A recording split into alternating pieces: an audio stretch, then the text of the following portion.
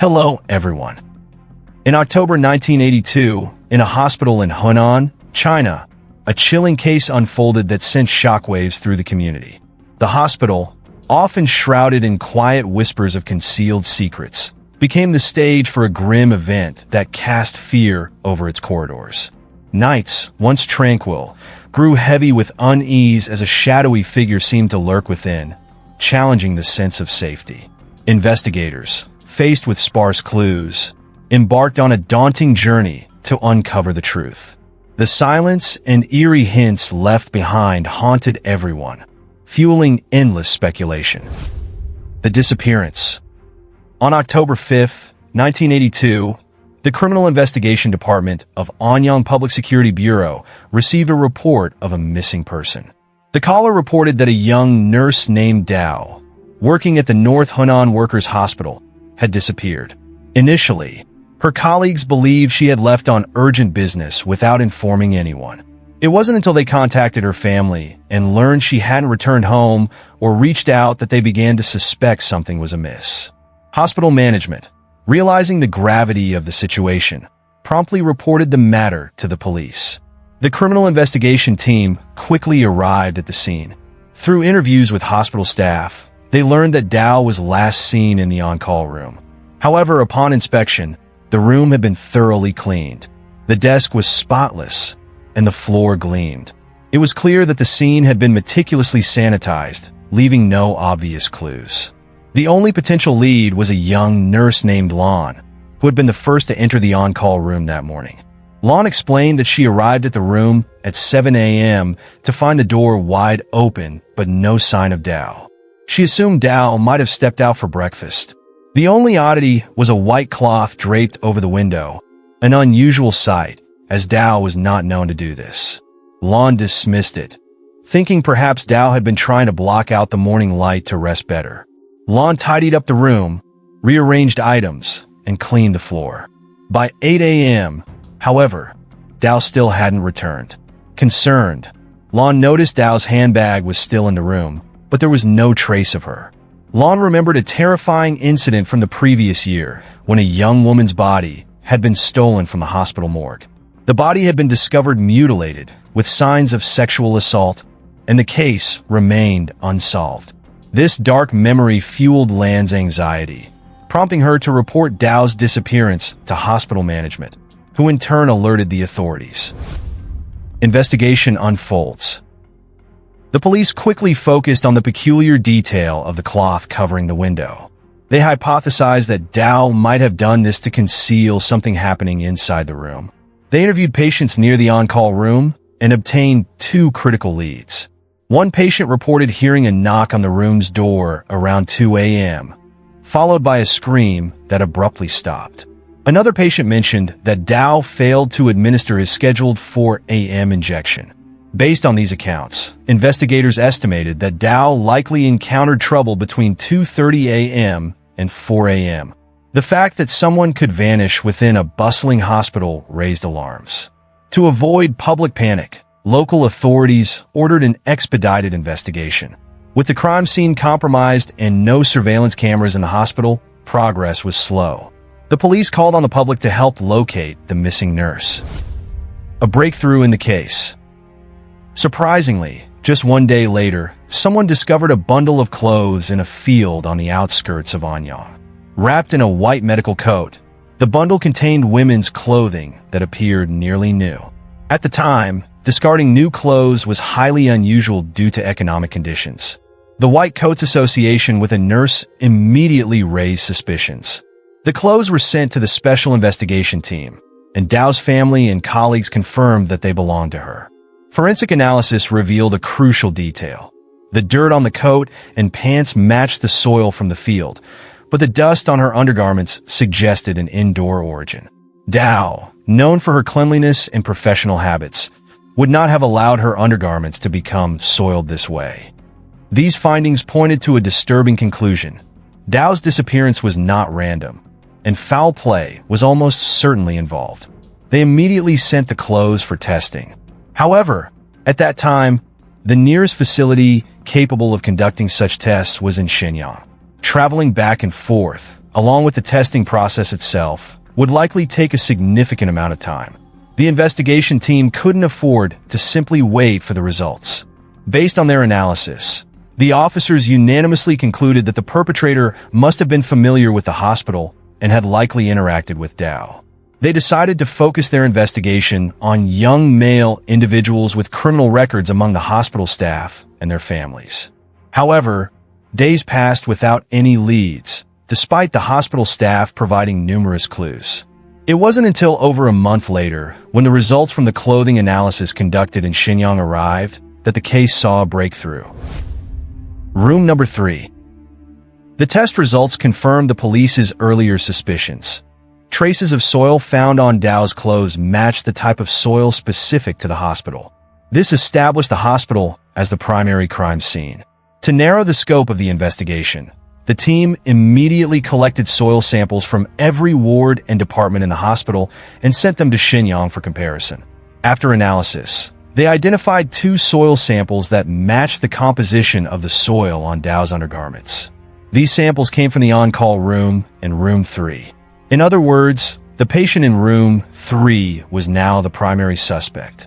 The investigators promptly reviewed the records of patients who had stayed in room 3, only to be met with an unexpected twist. During the time of the crime, only 2 patients had been assigned to room 3, one surnamed Sun and the other surnamed Chun. However, on the night of the incident, Sun had left the hospital to attend to personal matters, and Chun had been discharged earlier after recovering. This meant that room 3 was unoccupied during the night of the crime. It seemed as if the case had reached a dead end, and Dao's mysterious death might remain unsolved. But further investigations revealed that on the night of the crime, a patient named Lu Guosheng had moved into room 3. Initially assigned to room 6 with his brother, Lu had taken it upon himself to relocate to the vacant room 3. This discovery turned Lu into the focus of the investigation. Background checks revealed that Lu had a troubled past. He had once been detained for harassing a woman, but was released due to a lack of evidence. Further inquiries revealed that Lu had previously displayed inappropriate behavior toward Nurse Dao. During his hospital stay, he repeatedly expressed his feelings for Dao, only to be rejected each time. Most importantly, during the previous year when a body theft occurred at the hospital, Lu had also been admitted and had sufficient time to commit the crime. His presence at the scene of both incidents was too much of a coincidence to ignore. However, despite having motive and opportunity, the investigators lacked conclusive evidence to charge Lu. Moreover, Dao's body was still missing, making it impossible to arrest him based on mere suspicion. Where is the body? As the investigation team struggled, one officer posed a critical question.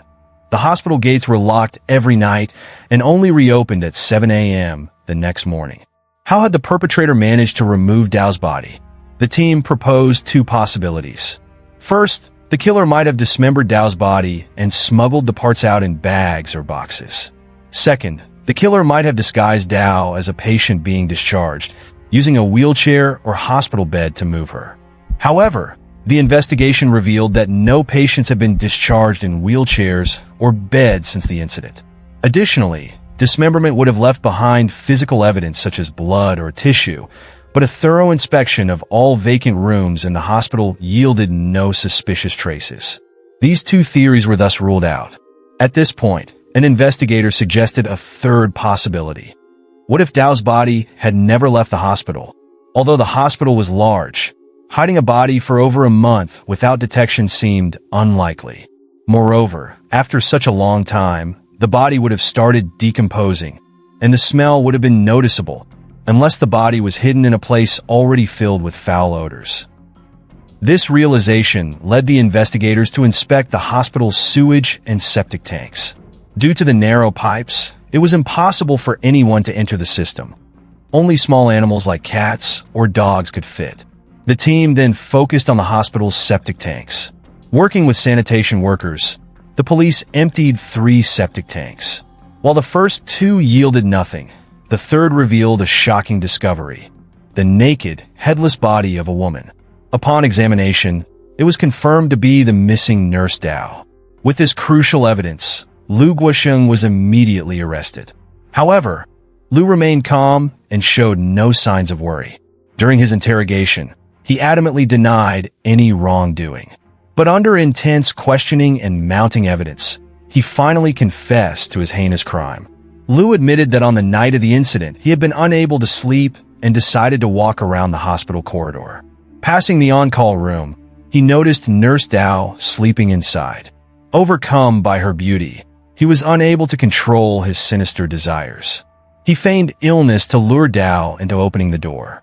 When she recognized him as someone who had harassed her before, she attempted to close the door, but Lou prevented her from doing so. He grabbed her by the neck, pulled her inside, and covered her mouth to silence her screams. Dao struggled desperately, but her resistance only fueled Lou's rage. He brutally punched and kicked her in the head and abdomen until she lost consciousness. Seeing that his young victim was no longer able to resist, Lu Guosheng swiftly carried out his heinous assault. To avoid being discovered, he even used a piece of white cloth to cover the window. After satisfying his twisted desires, he gazed at Dao's lifeless, exposed body and slowly regained his composure. Lu knew that if Dao regained consciousness and called the police, he would face dire consequences. This thought gave rise to an even more sinister idea. With nothing left to lose, Lu strangled Dao until she was dead. After committing this horrific crime, he carried her body to his hospital room, room 3, and hid it under the bed. Lu planned to dispose of the corpse in a few days, but the hospital unexpectedly reported the incident to the authorities sooner than he anticipated. Panicking at the thought of being exposed, Lu took drastic measures. The following evening, he dismembered Dao's body and disposed of her remains in a septic tank. Later, he secretly buried her head near the banks of the Anyang River. Under Lu's guidance, the police eventually found Dao's head, bringing closure to the murder case at the North Hunan Workers' Hospital. However, this did not mark the end of Lu Guosheng's reign of terror. During intense interrogations, perhaps aware that execution was inevitable, Lu confessed to committing another atrocious crime a year earlier, involving the desecration and decapitation of a corpse. But investigators were not convinced that these two cases alone accounted for Lu's calculated and cold-blooded methods. A hidden truth emerges. Determined to uncover the full extent of Lu's crimes, the police intensified their investigation. Ultimately, faced with irrefutable evidence, Lu admitted that between June 1980 and October 1982, over the course of 2.5 years, he had repeatedly broken into the dormitories of female workers, threatening them with a knife to sexually harass and rape them. He confessed to assaulting a total of 21 women. However, due to the conservative culture of the time, only 2 of the victims reported the assaults.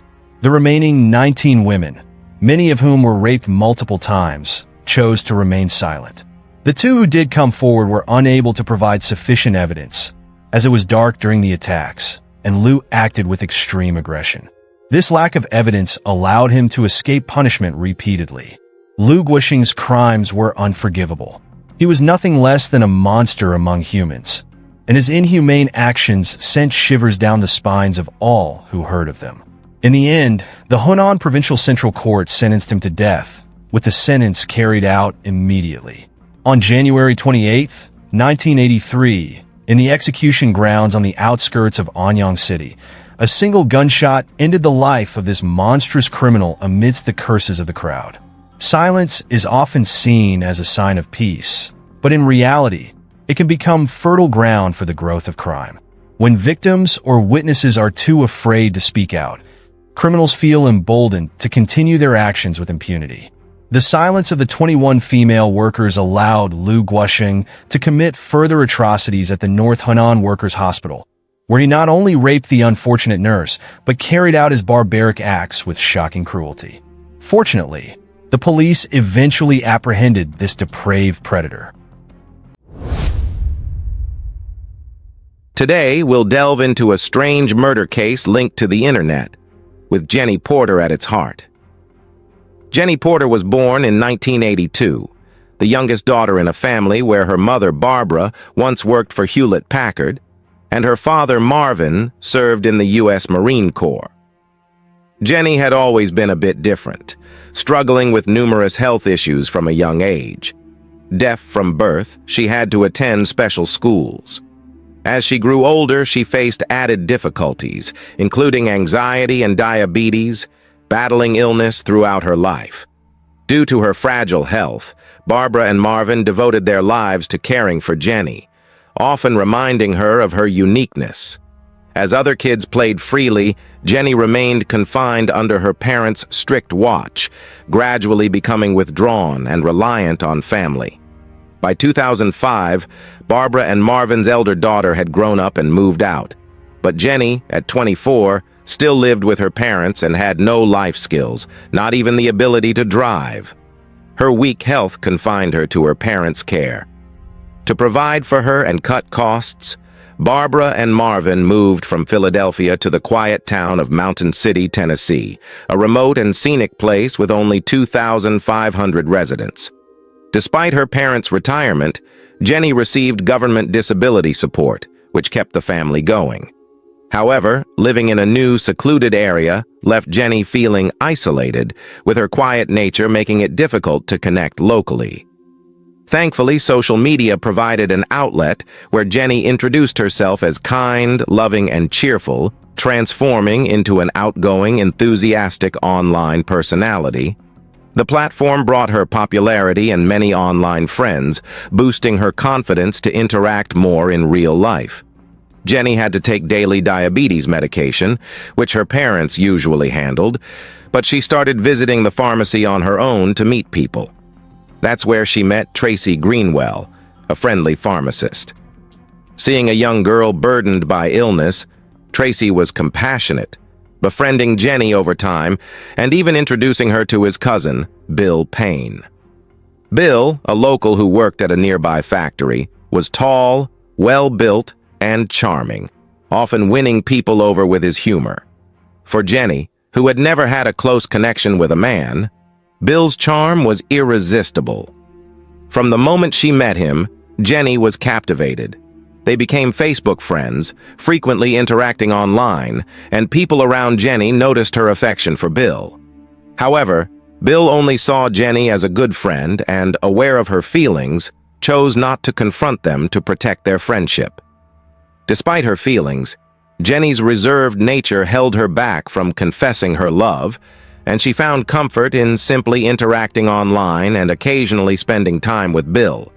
This tranquil state, however, would be shattered with the arrival of someone new. In late 2009, Billie Jane Hayworth joined Bill's workplace, and he was instantly smitten. 13 years his junior, Billie reciprocated his feelings, and soon they became a couple. Less than a year later, Billie was pregnant, and in July 2011, their son was born. Yet Jenny remained unwilling to let Bill go despite his new relationship and baby. She continued reaching out to Bill online, leaving him increasingly uncomfortable. He sought help from his cousin Tracy, hoping for a peaceful resolution that wouldn't hurt anyone involved. After some discussion, they came up with a plan to introduce Jenny to another cousin, Jimmy Good. The idea was that if Jenny had a romantic interest, she might lose focus on Bill. Jimmy, a bachelor long past his prime, was not picky about relationships and seemed perfect. Though not much was known about his job, he was rumored to be skilled with computers, a natural fit for Jenny, who spent much of her life online. The two quickly bonded, forming a relationship that everyone hoped would ease Jenny's attachment to Bill. Although Tracy and Bill had hoped for Jenny to move on with her boyfriend, she continued reaching out to Bill. Soon, things took a dark turn. Jenny's Facebook account started receiving anonymous comments. At first, these were merely insults, but they quickly escalated into personal attacks and even threats. Dependent on her parents and unaccustomed to such harassment, Jenny was devastated and confided in her mother, Barbara. But Barbara, equally helpless, could only create her own account and plead with the anonymous user to stop tormenting her daughter. Confused and distressed, Barbara had no idea who was behind the malicious messages. Jenny, however, believed that Billie Hayworth, Bill's girlfriend, was responsible for the harassment, suggesting that Billie was jealous of her beauty. Meanwhile, Jimmy, Jenny's ex-boyfriend, was infuriated by the mistreatment she faced and confronted Bill about the situation. Bill denied Billy's involvement, insisting the culprit was someone else. Yet the harassment went beyond the digital realm. Rocks began appearing on Jenny's doorstep, now with names like Bill Payne and Billy Hayworth scrawled on them. Barbara reported the threats and vandalism to the local police, but they took little interest, snapping a few photos and dismissing her concerns. Bill, feeling uncomfortable, unfollowed Jenny on Facebook. Then, on January 31, 2012 at 10:30 a.m., a Mountain City resident alerted the police that her friends Bill Payne and Billy Hayworth had been murdered. When officers arrived, they found the couple in bed, both killed by gunshots to the head. Bill also bore a deep cut to his neck. Miraculously, their 7-month-old son, cradled in Billy's arms, remained unharmed. With no signs of forced entry or robbery, detectives suspected a motive rooted in personal grudges. The meticulous killer left no physical evidence, no fingerprints, hair, or footprints. Yet police suspected Jenny's family, especially as Barbara had recently reported Bill's alleged harassment of Jenny. Questioned by the police, the family only confirmed the online insults, denying any knowledge of the murder. Before questioning, however, investigators had already discovered Jenny's connection to Jimmy. When casually asked if Jimmy knew anything about the crime, the family claimed he was just a friend and knew nothing, a response that aroused suspicion, as if they were hiding the true nature of Jenny and Jimmy's relationship. Investigators didn't hesitate to bring Jimmy in for questioning, and although he initially denied involvement, he failed a polygraph test. Oddly, he even asked, "Is the CIA here?"